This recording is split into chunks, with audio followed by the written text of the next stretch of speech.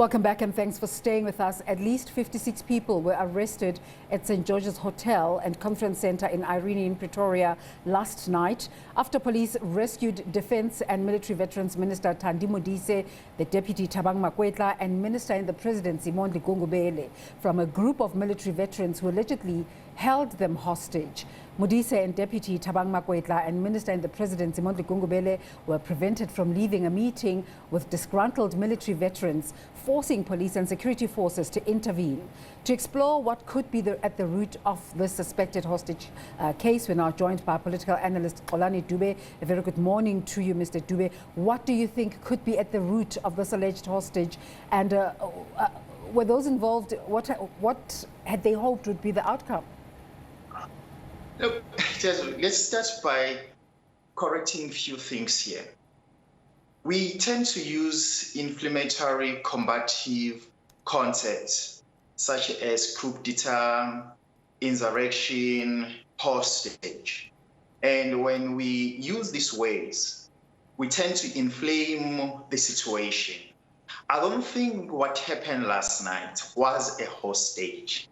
I think what happened last night is the fact that in those discussions, people who were supposed to account were rescued using government strategy, the military, and those who had a genuine or were having a genuine issues were victimized. And so that's how the state of South Africa has been operating.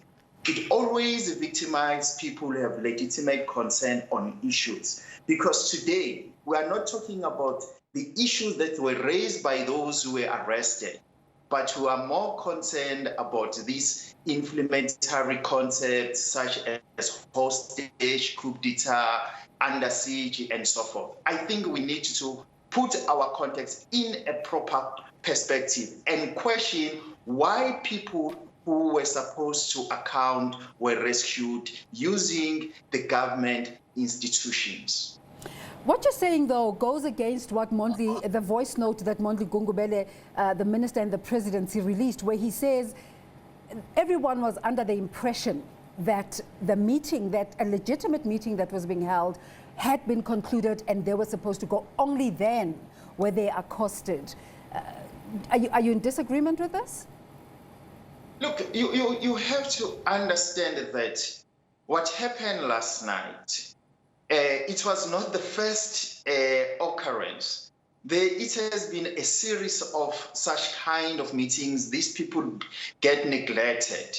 And this issue of MKVA, it has been within our public discourse for the past 20 years. And these guys have been crying, saying, look, we are living beyond the human expectation or human kind of respectability in this country. We need to be assisted. And you know it very well, just that we have been hearing some very uncomfortable or uncomforting news of money being misused that were supposed to be directed to these people.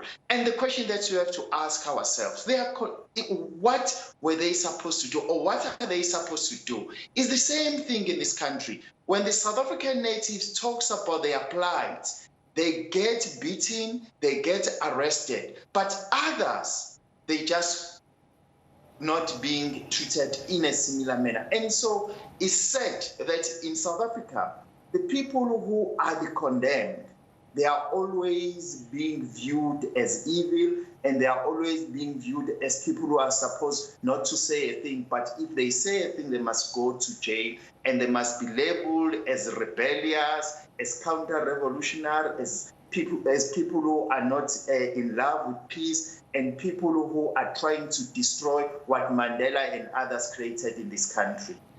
But Mr. Dube, this is a defense minister who was held back here.